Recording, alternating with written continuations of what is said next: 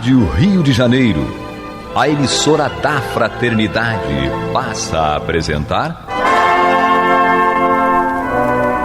Luz na Penumbra, programa que leva ao seu coração a mensagem da doutrina espírita.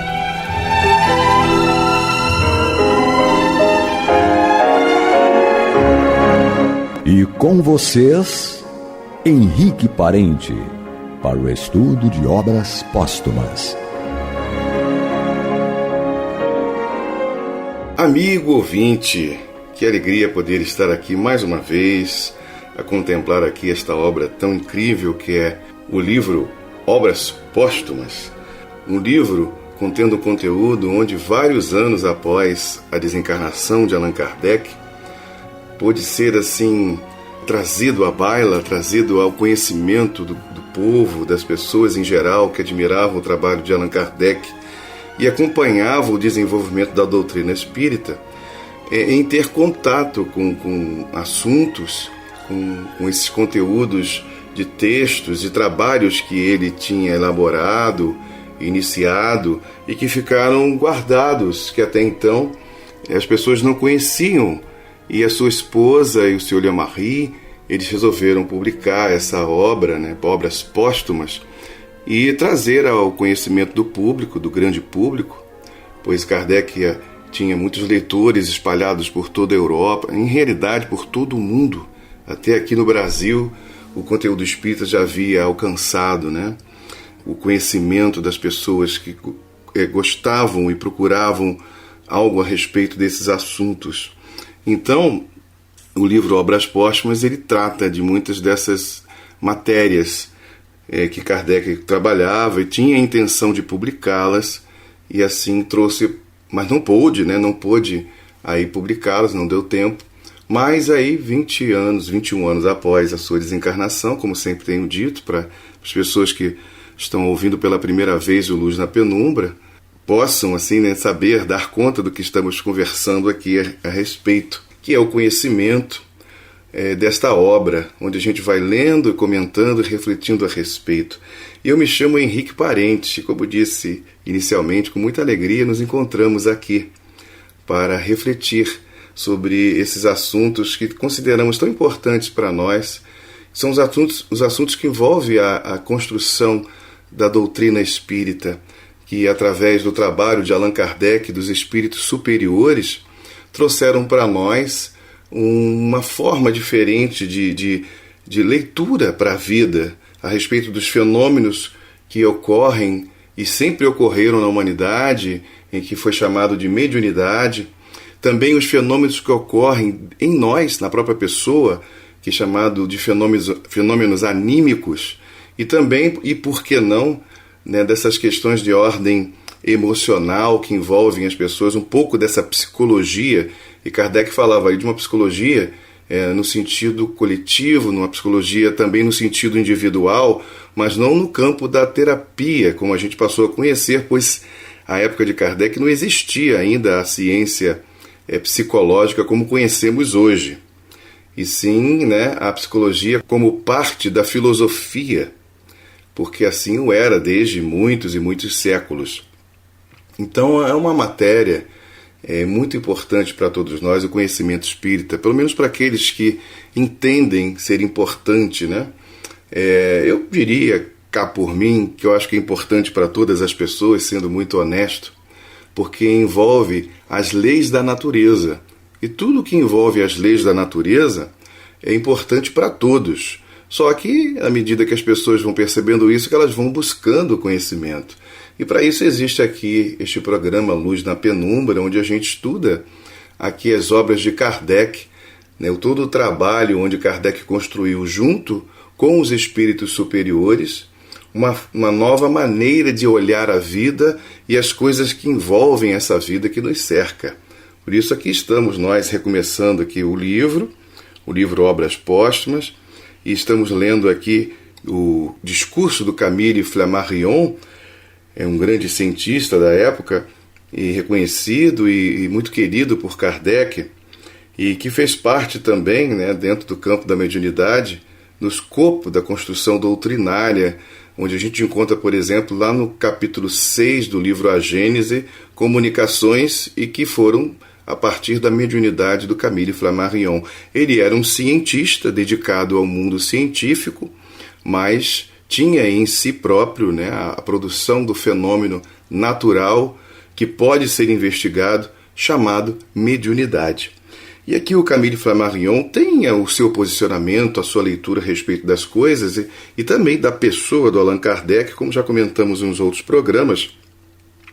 E entre a empolgação e o reconhecimento da grandiosidade de Kardec, ele também tem, né, a maneira como ele enxerga a situação e que muitas vezes, e para muitos, pode ser um ponto de reflexão, de discussão e até de polêmica também. Mas o nosso caso aqui é justamente entrar nesses assuntos e ler, conhecer o pensamento do Camille Flammarion nesse instante tão grave para todos, a época que foi a desencarnação do codificador do espiritismo, daquele homem de ciência e que conseguia, segundo o próprio Camille Flammarion, transformar um assunto que, se ficasse exclusivamente no campo da pesquisa científica, ela não teria ganho a popularidade como passou a ter na pessoa de Allan Kardec, que além de ser um cientista, ele era também um pedagogo e tinha um vivo interesse na educação das massas, para que as pessoas pudessem ter acesso ao conhecimento. E não fazia não produzia, né, um conhecimento onde ele era dogmático, impunha as coisas, mas sim levava, como um bom filósofo, levava as pessoas à reflexão daquilo que estavam conhecendo. Daí o Flammarion dizer que Kardec, né, era o bom senso encarnado. E só recuperando um pouquinho do que já comentamos antes, nas outras leituras, ele diz assim, não era essa uma qualidade somenos na ordem das coisas que nos ocupam. Era seguramente a primeira de todas e a mais preciosa, sem a qual a obra não se teria popularizado nem distendido pela terra as suas grandes raízes. Aí a gente vê, né, o que o Flammarion observava na pessoa de Allan Kardec. E o ponto de hoje, dando continuidade ao texto, diz o seguinte, a respeito dos fenômenos que ocorriam, né, à época, e na verdade sempre ocorreram, mas que passaram a chamar muita atenção e aguçar não só a curiosidade, mas a necessidade de investigação, né? Então diz o Flammarion, os fenômenos físicos que a princípio não provocavam um exame sério devem ser objeto da crítica experimental, a que devemos a glória dos modernos progressos e as maravilhas da eletricidade e do vapor. Esse método deve também abranger os fenômenos de ordem ainda maravilhosa, a que temos assistido, para dissecá-los, medi-los e defini-los. Pois esse é o escopo, né, da pesquisa científica, é descobrir a verdade que está por trás das coisas, dos fenômenos, dos acontecimentos, é descobrir as leis da natureza. Kardec sempre bateu nessa tecla, falando que a espiritualidade, ou seja, o mundo espiritual faz parte da natureza, não está fora, não está além da natureza, tudo isso faz parte da natureza. Então, devemos construir um método mas para investigar isso que até então era chamado de sobrenatural, porque não existe o sobrenatural. O que existe são leis desconhecidas. O que existe são fenômenos não investigados.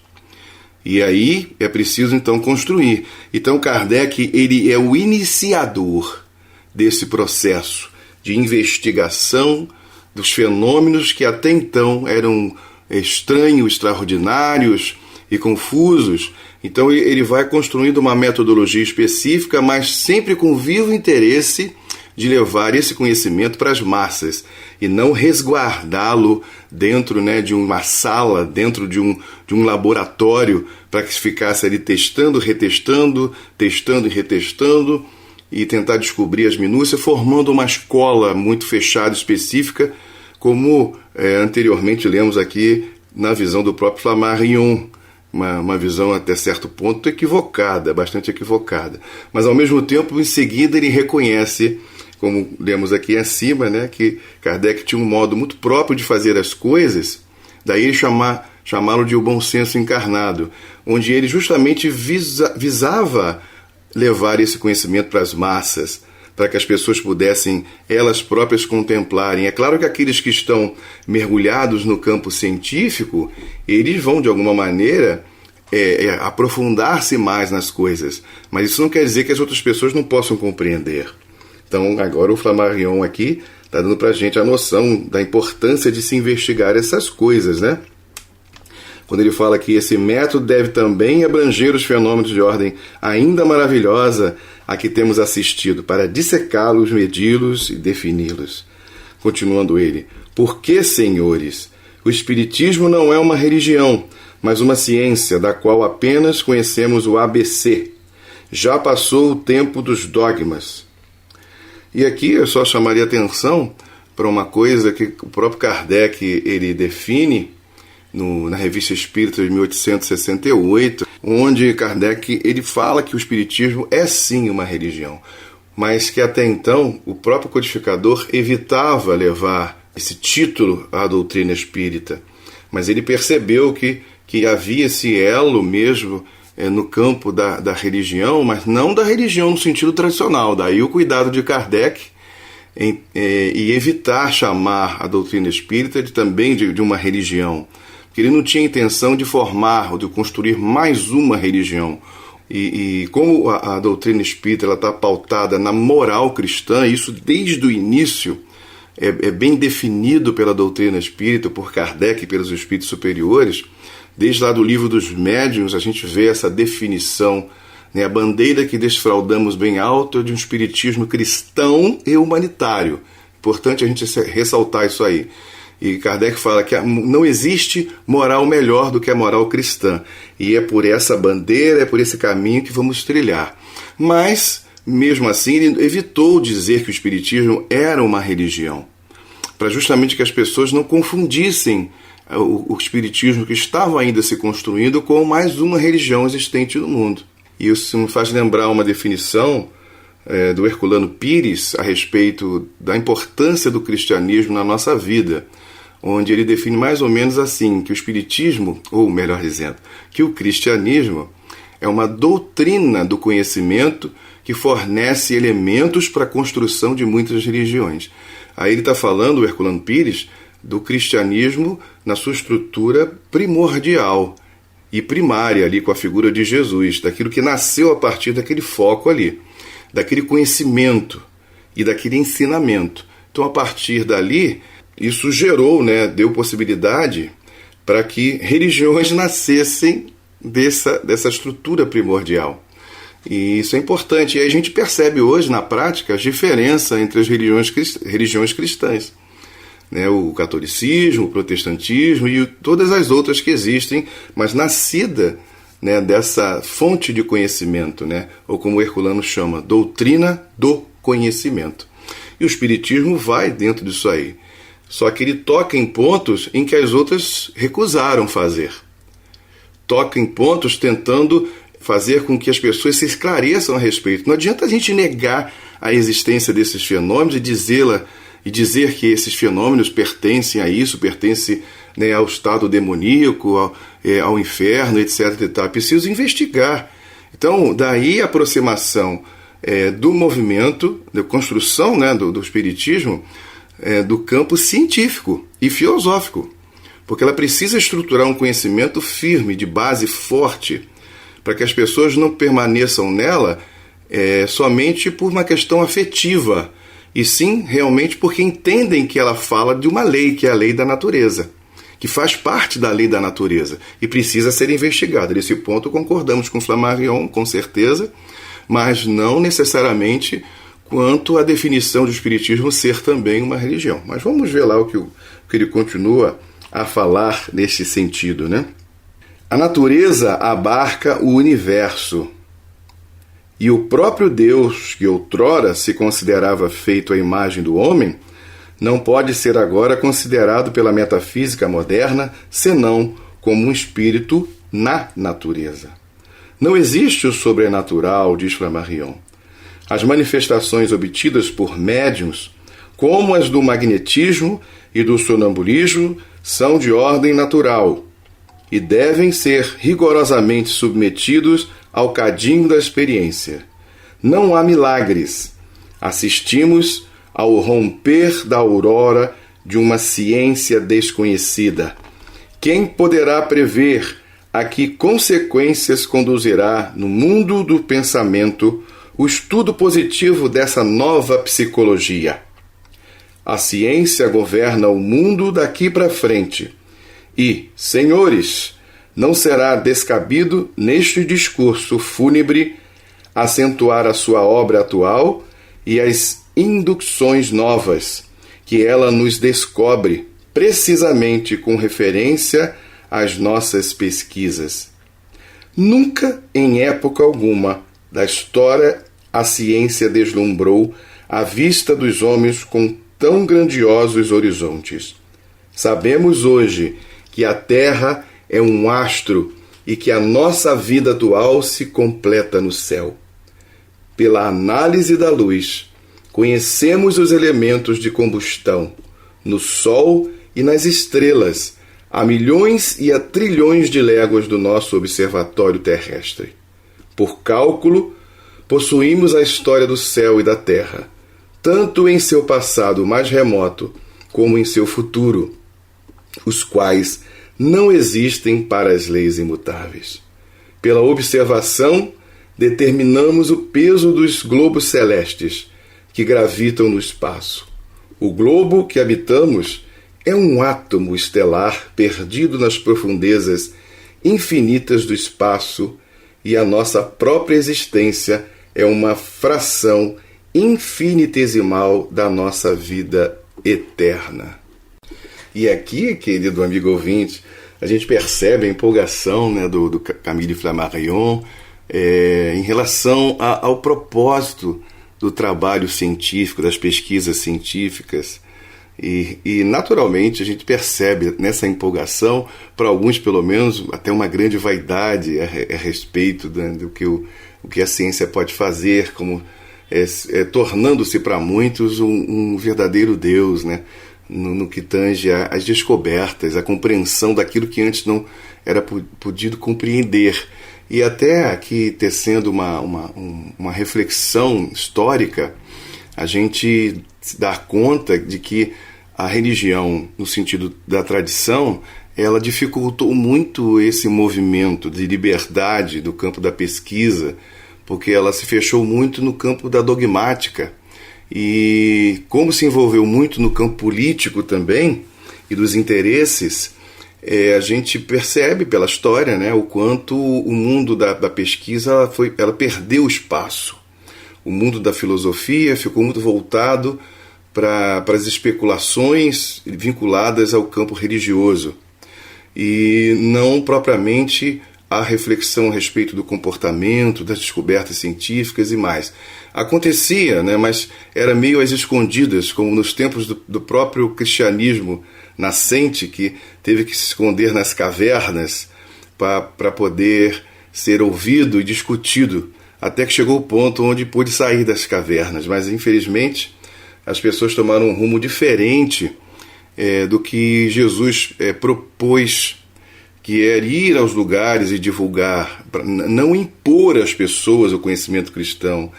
Disse Jesus: aquele que quiser vir após mim, negue-se a si mesmo, tome sobre si a sua cruz e siga-me, propondo para a gente responsabilidade e liberdade, para não tirar ninguém da sua, né, do seu direito. Mas aí a religião mal compreendida realizou atos que, infelizmente, né, destruíram um caminho tão florido, tão bonito, mas nada para sempre. E é nesse sentido do comentário histórico que aqui me faço referência. Não estou aqui julgando religião nenhuma, de base de cristã ou não. A gente só observa o comportamento das pessoas diante daquilo que tem. Isso me faz lembrar uma outra situação em que Gandhi disse também a respeito de uma crítica ao movimento cristão histórico. Depois de ler o Sermão da Montanha, ele disse: como pôde esta árvore dar os frutos que deu? Ele está falando exatamente do que aconteceu, né? Das perseguições, das mortes, do envolvimento político, econômico, tudo que a religião ou o religioso em si se permitiu vivenciar. Como ainda acontece, né? Em todas as áreas estamos correndo os riscos naturais a respeito dos interesses pessoais. E não é fácil a gente procurar obedecer e caminhar para os interesses coletivos, mas respeitando a liberdade das pessoas. Ao contrário, até aceitando as pessoas como elas são, que é o que Jesus propõe para a gente o tempo inteiro. Quando a gente vê o mestre indo à casa do publicano, conversando com as mulheres, que à época era uma coisa meio proibida e confusa, aceitando as pessoas do jeito que elas eram, e dali ele trazendo a conversa, trazendo para a gente uma forma diferente de olhar a vida, e a pessoa, por livre e espontânea vontade, modificar o seu caminho, assim como ele, naquela conversa com aquela mulher que quase foi apedrejada, né, pelo crime de adultério, onde ele perguntou para ela: mulher, aonde estão aqueles que queriam te condenar e levar-te à morte, né, que era essa a questão. E ela responde para ele: se foram todos, Senhor. E ele diz para ela assim: então vá, eu também não te condeno, não tornes a errar, a pecar, porque a ideia era: tome cuidado, para que você não se coloque numa situação onde nem sempre, né, ela conseguiria ser auxiliada por alguém como ele, que estava ali, que a ajudou naquele momento. E aí a gente vê, né, como Jesus age, e a gente precisa aprender com ele. Eu entendo que o Espiritismo ele trabalha neste sentido, trazendo para nós motivo de reflexão a respeito dos nossos comportamentos, tanto pessoais quanto coletivos. Mas não é para condenar as pessoas, e sim para tentar aprender e a modificar o próprio caminho. E a sequência e a consequência disso seria o crescimento coletivo dentro desse escopo, dentro dessa estrutura de modificação. Daí, mais uma vez, lembrando aqui o Livro dos Médiuns, Kardec, fabulosamente, ele declara: a bandeira que levantamos bem alto é de um espiritismo cristão e humanitário, como está lá na questão 350 de O Livro dos Médiuns. Então a gente, querido amigo ouvinte, vai pensando a respeito do papel da doutrina espírita na nossa vida pessoal e na nossa vida coletiva. Mais um pedacinho aqui, que o nosso tempo já está quase acabando, diz o Camille Flammarion: o que, porém, mais nos pode impressionar é o admirável resultado dos trabalhos físicos realizados nestes últimos anos. O que vivemos no meio de um mundo invisível, em constante agitação ao nosso derredor. Sim, meus senhores, isto é para nós uma extraordinária revelação. E aqui o Camille Flammarion comenta ali, né, aos pés do túmulo, né, como a gente costuma dizer, né, ali no túmulo, né, de Kardec, mais precisamente, né, um assunto que ainda chocava muitas pessoas. Nós estamos diante de um mundo invisível, um mundo que é bem definido, bem determinado, que em realidade nos influencia pra caramba, como os próprios espíritos vêm atestar para todos nós. Então, a gente pega lá o Livro dos Espíritos e vê a pergunta de Kardec a respeito da influência dos espíritos em nossas vidas. E eles respondem o seguinte: que de ordinário são eles que vos dirigem. E aí traz para a gente um motivo grande de reflexão a respeito disso aí. Ou seja, Kardec, os espíritos e Kardec querem chamar a nossa atenção do quanto a influência do mundo espiritual na nossa vida, e sabemos que o contrário também acontece, deve ser um assunto bastante importante para as nossas reflexões e para as nossas percepções. Mas aí, isso fica, esse assunto, para um outro momento, e nós vamos terminando por aqui, e agradecidos a Deus pela oportunidade, e que esses assuntos possam trazer para nós, né, grandes oportunidades ainda de reflexão. Queridos amigos, muita paz a todos e até a próxima. Você está ouvindo o programa Luz na Penumbra.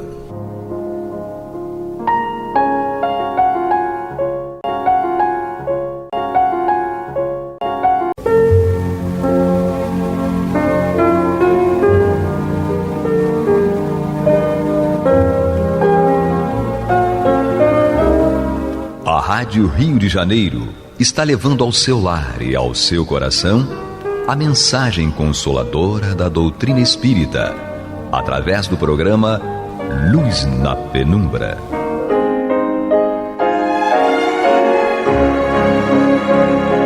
E com vocês, Antônio de Pádua Barbosa, para comentar o Evangelho segundo o Espiritismo, da obra codificada por Allan Kardec.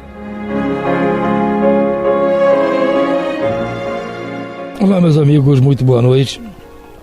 Estamos aqui dando continuidade ao programa Luz na Penumbra, no qual nós estudaremos o Evangelho segundo o Espiritismo de Allan Kardec. Estamos ainda aqui no seu capítulo 18, muitos os chamados e poucos os escolhidos.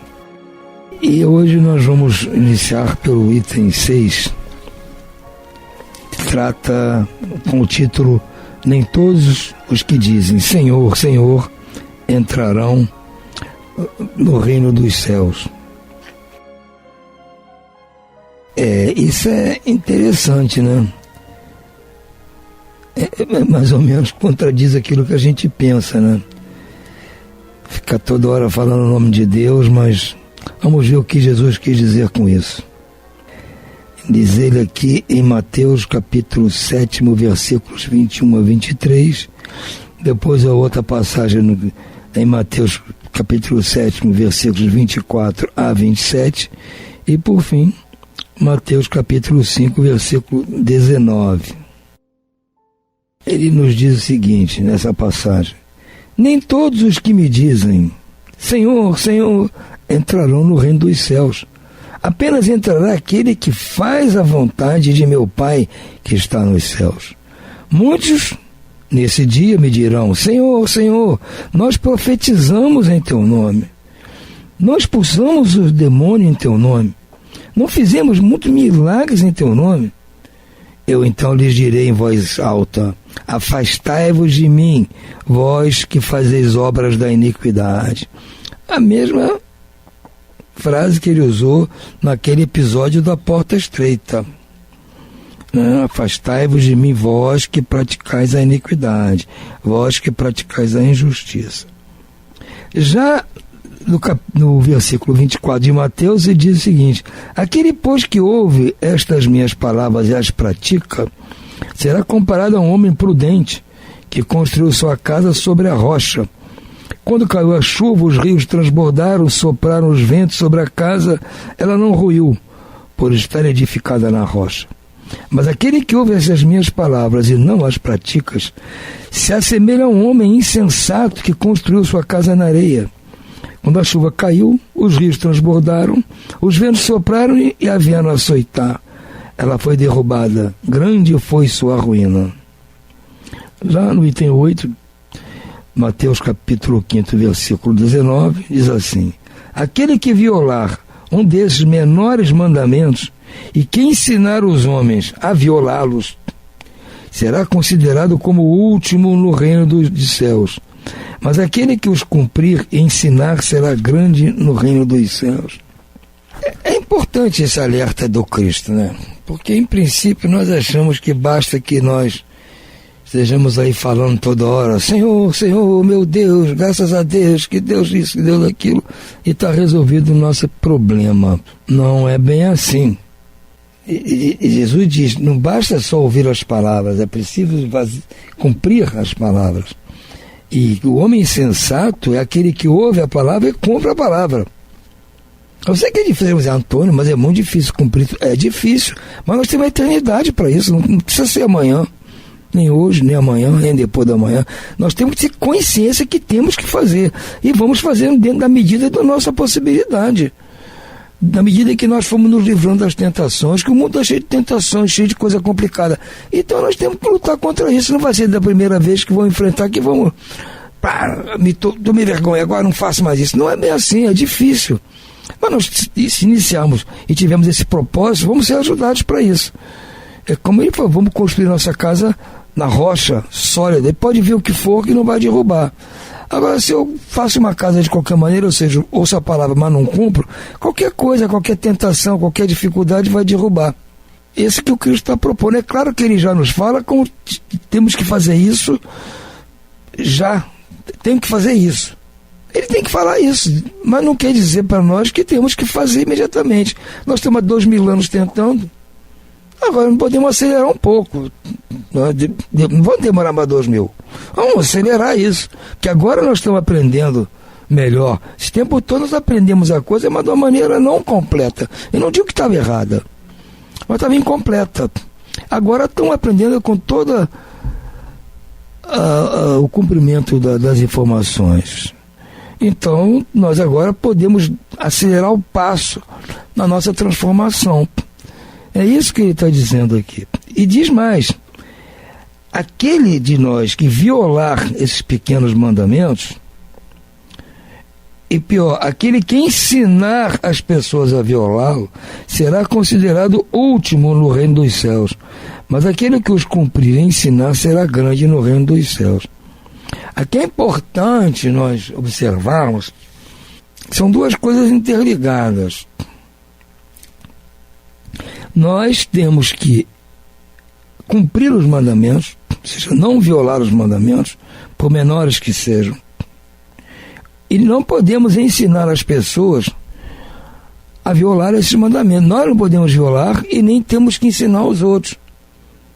Porque eu já violando os mandamentos, já estou fazendo uma encrenca danada para o meu lado. Agora, se além disso ensinar os outros a errar, dar mau exemplo, dar maus conselhos, não, faz assim mesmo, o que tem, ninguém está vendo, vai fundo. Aí eu fiz também, vai que vai. Não, é o que Jesus está dizendo. Porque é uma situação muito mais drástica, no meu ponto de vista. Nós ensinarmos os outros, incentivarmos os outros para o vício, para o mau comportamento, para a iniquidade, para a indignidade. Não basta que nós sejamos errados, nós queremos levar os outros juntos. Eu considero essas pessoas, eu as comparo com o anticristo. Porque errar, não cumprir o mandamento, e como eu disse antes, faz parte das nossas fraquezas, e nós estamos tentando lutar para poder nos acertar. Eu reconheço que tem esses defeitos, e vou me esforçar para perdê-los. Sei que é uma luta difícil, dura, pode ser que nessa encarnação eu não consiga acabar com isso, mas vou diminuir de forma muito relevante isso, e estou fazendo o meu esforço. Isso é ser observado pela espiritualidade. Agora, se além de eu não fazer isso, ou seja, não cumprir, eu ainda fico incentivando os outros ao vício, eu tenho um problema, não é que eu estou viciado, tenho meus erros, todos temos erros. Isso tem que ser perdoado, tem que se levar com misericórdia, atenuado, como Jesus fez com aquela mulher adúltera. Ela errou, pecou. Ele foi condescendente com ela: olha, não peques mais, vai, eu não te condeno. Não, ele não tacou pedra nela, nada disso. Agora, vamos supor que ela errou nesse vício, mas ela estivesse incentivando as vizinhas a fazer a mesma coisa. É isso que está dizendo. Aí é muito pior. Porque um erro seu, todo mundo é passível de erro.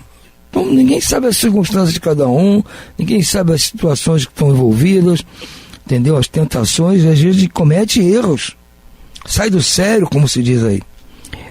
Agora, se eu de caso pensado vou fazer apologia ao crime, apologia às drogas, apologia ao aborto, apologia ao suicídio, apologia à eutanásia, apologia ao adultério, à prostituição, eu estou com Jesus aqui.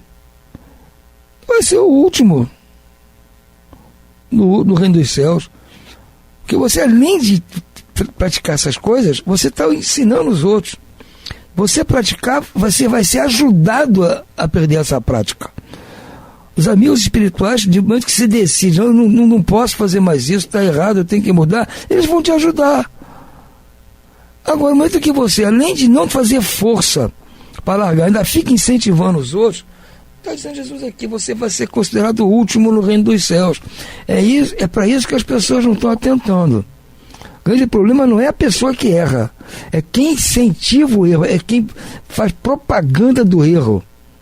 Ainda dizem que isso é modernidade, ainda vem com essa conversa de dizer que toda essa defesa dessas coisas erradas é modernidade, é progresso. Meu Deus do céu, está aqui, não é o Antônio que está dizendo aqui, está lá em Mateus capítulo 5, versículo 19. Está lá escrito isso. Eu não sei como é que espíritas ainda entram nessa, porque eles têm a obrigação de entender pelo menos um pouco do Evangelho. Está aqui. Ficar incentivando quem, ficar aplaudindo, ficar dando trela, apoiando quem incentiva esse tipo de coisa. Não pode. Você tem que amparar o drogado. Dá todo o carinho para ele, toda ajuda, tudo que ele pedir para ele sair da situação e tal, dar seus conselhos, ajudar economicamente, tudo que for possível. Agora, você não pode amparar de jeito nenhum aquele que incentiva o uso de droga. Porra, isso não tem cabimento. Não vem dizer que isso é modernidade. Deus me livre. Tudo bem. Está aqui, comentário de Allan Kardec. Todos os que reconhecem a missão de Jesus dizem: Senhor, Senhor. Ah, todo mundo que conhece Jesus diz isso. Mas de que serve lhe chamarem mestre ou Senhor se não seguem os seus preceitos? Serão cristãos os que honram por meio de atos exteriores de devoção e ao mesmo tempo sacrificam ao orgulho, ao egoísmo, à cupidez e a todas as paixões? Ou seja, será que serão considerados cristãos os homens que por meio de atos exteriores de devoção e ao mesmo tempo, quer dizer, só praticam atos exteriores de devoção? Senhor, Senhor, vamos cumprir isso, vamos fazer aquilo e tal, mas se sacrificam ao orgulho, ao egoísmo, à cupidez e todas as paixões? Serão seus discípulos que passam o dia em oração e não se mostram nem melhores, nem mais caridosos, nem mais indulgentes com os semelhantes? Eu fico orando o dia inteiro, mas não perdoo a pessoa que me ofendeu. Não tenho indulgência, não pratico caridade, não ajudo. Então, por que adianta você ficar orando o dia inteiro? Não, porque assim como os fariseus, eles têm a prece nos lábios e não no coração. Pela forma poderão impor-se aos homens, mas não a Deus. Ou seja, você pode estar mostrando para os homens como os fariseus estão lá na esquina, orando, batendo a cabeça lá no muro, e não sei o quê. O povo está, não, ele está orando ali, está achando maravilhoso. Mas por dentro do coração seria hipócrita. É Deus que está vendo. É em vão que lhe dirão a Jesus: Senhor, não profetizamos, isto é, não ensinamos em teu nome, não expulsamos teu nome os demônios, não comemos e bebemos contigo? Ele lhes responderá: não sei quem sois, afastai-vos de mim, vós que cometeis iniquidades, vós que desmentis com os atos o que dizeis com os lábios, que caluniais o vosso próximo, que espolhais as viúvas e cometeis adultério. Afastai-vos de mim, vós cujo coração destila ódio e fel, que derramais o sangue dos vossos irmãos em meu nome, que fazeis corram lágrimas em vez de secá-las. Para vós haverá prantos e ranger de dentes, pois o reino de Deus é para aqueles que são brandos, humildes e caridosos. Não espereis dobrar a justiça do Senhor pela multiplicidade das vossas palavras e de vossas genuflexões. O único caminho que vos está aberto para achar graça perante Ele é o da prática sincera da lei do amor e da caridade. As palavras de Jesus são eternas porque são a verdade. Constituem não só a salvaguarda da vida celeste, mas também a garantia da paz, da tranquilidade e da estabilidade nas coisas da vida terrestre. É por isso que todas as instituições humanas, políticas, sociais e religiosas que se apoiam nestas palavras serão estáveis como a casa construída sobre a rocha. Os homens se conservarão porque nelas encontrarão a sua felicidade, mas as que forem uma violação daquelas palavras serão como a casa edificada na areia. O vento das revoluções e o rio do progresso as arrastarão. É isso que nós estamos vendo aqui. Isso vale para nós, tudo isso que está escrito. Mas Kardec, aqui no final, diz que vale para as instituições. O que houve com o cristianismo nesses últimos 2000 anos, a não ser isso? Edificaram as suas instituições cristãs não na rocha, mas no terreno alagadiço. Porque ouviam as palavras de Jesus, pregavam a palavra de Jesus, mas não cumpriam. Não cumpriam. E muitas vezes até ensinavam, exortavam o povo a não cumprir. Dá o exemplo das cruzadas. Ora, o Cristo pregou algum momento de nós fôssemos invadir a terra dos outros, matar, roubar, sequestrar, em nome dele? E as igrejas propuseram isso. Onde que tiraram isso? É a palavra do Cristo? Não, isso é da cabeça deles. Então ouviram a palavra de Jesus, mas pregaram a moda deles, incentivaram isso. Se tivesse um outro com vontade de fazer isso, eles tinham de dizer, não, amigo, não faça isso. Isso é contra a lei de Deus. Não, incentivaram, ou seja, estão edificando a sua instituição na areia, não na rocha. Assim outros. Então, que não são nem cristãos, fazendo a mesma coisa. E as inquisições? Gente, não vamos mais falar disso do passado, tudo bem, mudou tudo. Mas ainda está em alguns setores, não pregando invadir país de ninguém, não pregando esse tipo de coisa, mas pregando o desregramento da família, desregramento com as crianças. Instituições aí importantes pregando isso. Então estão construindo o seu castelo na areia. Nós não podemos permitir que o espiritismo faça a mesma coisa. Nós temos que construir a nossa instituição solidamente na rocha, para que vão vir tormentas contra nós, claro. O mundo está aí, nosso mundo de provas e expiações, não só cada um de nós pessoalmente, como a nossa instituição vai sofrer ataques, convulsões, vai ter de tudo. E nós podemos enfrentar isso, temos que estar sólidos. Então não podemos pactuar com esse tipo de discurso. Que nós temos que, como instituição, às vezes é mais difícil como pessoa cumprir todos os mandamentos do Cristo. É muito difícil, a gente sabe disso, mas como instituição, nós temos como cumprir. Porque somos vários, somos milhares, milhões de pessoas que são espíritas. E um ajudando o outro, nós vamos manter a nossa instituição cumpridora da lei do Cristo. Ela não pode pactuar com essas coisas que eu já citei aqui hoje. O espiritismo, as instituições espíritas não podem pactuar com isso. Muito menos em nome do Cristo. E há alguns que, para poder dar base a essas suas atitudes de pactuar com essas coisas que são contra as propostas do Cristo, começam a dizer que o espiritismo está errado, que está atrasado, que tem que se modernizar, que Allan Kardec está obsoleto. Vamos criar um novo espiritismo baseado no progresso. Eu não sei que progresso é esse, na boa. Está aqui as palavras do Cristo, como diz Kardec aqui. As palavras de Jesus são eternas porque são a verdade. Então não tem modernismo para a palavra de Jesus. E muito menos para as palavras de Allan Kardec, que é a tradução para nós das palavras do Cristo, de forma que nós entendamos melhor. Então não há condição de se dizer que vão modernizar o espiritismo. Vamos prestar atenção bem, aqueles que querem fazer a sua casa na rocha e querem que o espiritismo fique solidificado na rocha, prestem atenção, fiquem muito atentos a isso, para não permitir que aconteça conosco, que aconteceu com outras instituições supostamente cristãs, que graças a Deus já acordaram e estão melhorando, estão mudando, entenderam que aquilo foi uma fase do passado e estão mudando, estão melhorando. Nós não podemos embarcar nessa canoa furada.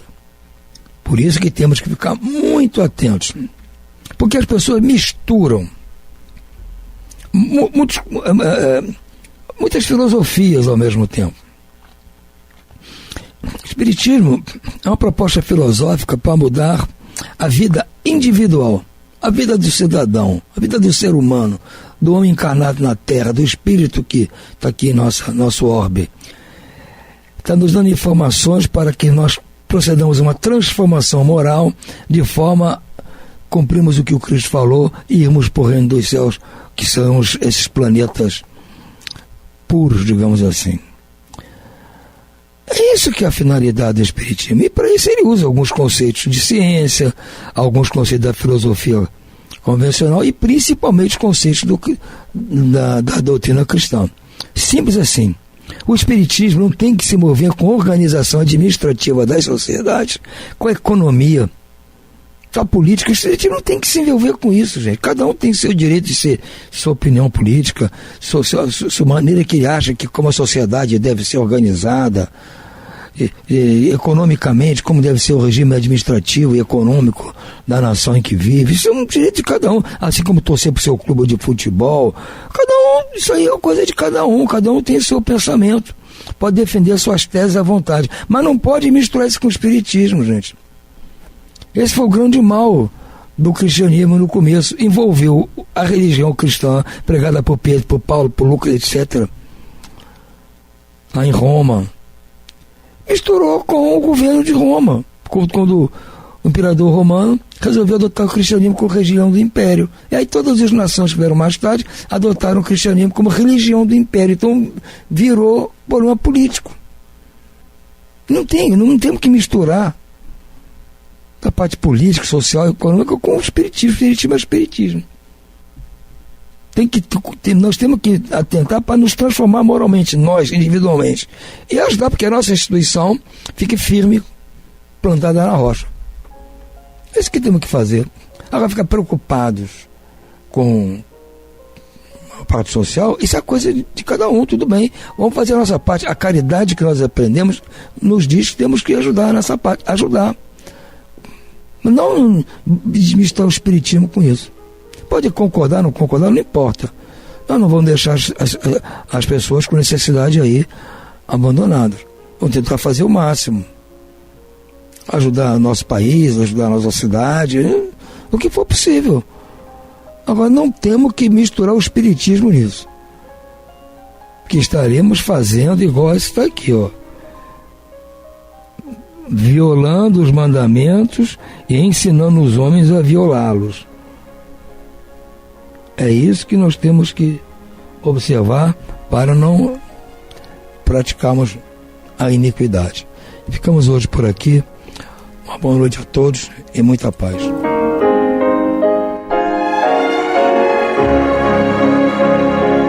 E vamos ouvir agora a prece de encerramento de nosso programa, na voz de Geraldo de Aquino. Jesus, dá-nos coragem para a luta, piedade para os insultos e misericórdia para as injustiças e ingratidões. Limpa nossa alma de inveja e ambições mesquinhas, de ódio e de vingança o nosso caminho. E que dentro em pouco, ao recolher-nos de novo ao calor do nosso leito, para que o sono nos dê a paz e o esquecimento das tristezas humanas, possamos sentir, Senhor, no mais íntimo de nosso ser, a doçura indefinível do Teu amor e a grandeza incomparável da Tua divina presença. Que assim seja.